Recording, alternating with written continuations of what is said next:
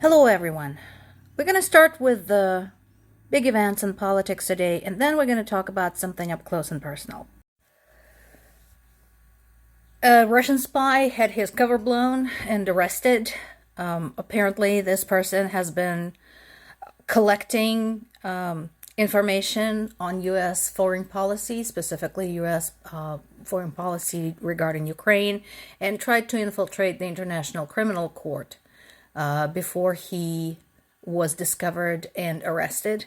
Nothing new here. Again, anyone thinks that Russia is not trying to meddle in U.S. affairs, wake up.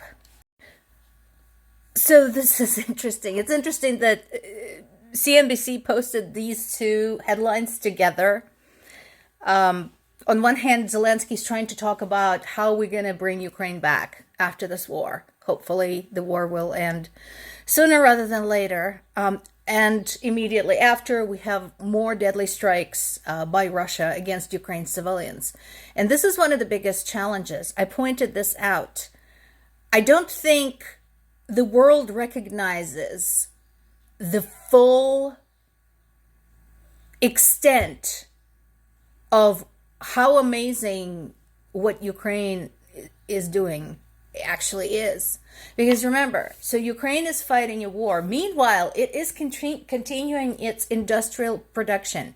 It's continuing its exports. It is fulfilling its grain exports, which is vital to the world economy, including the free exports to some of the African nations like Uganda and Ethiopia, who actually support Russia and have no trouble accepting that free grain from the war-torn Ukraine. Think about that.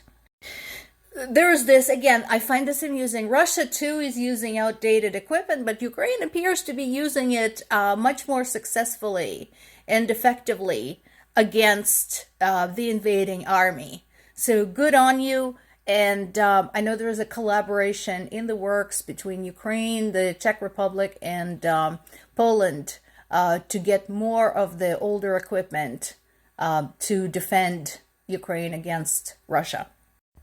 And then there's this article is in BBC. I strongly recommend that you go read it, find it, read it. I'll post the link to it in the comments. A little girl drew a drawing. This is the picture she did. On the left side, the Ukrainian flag says "Glory to Ukraine," and the inscription says "Say no to war." The school called the police. The girl's father was fined and placed under house arrest, and the girl was taken away from him and put in an orphanage.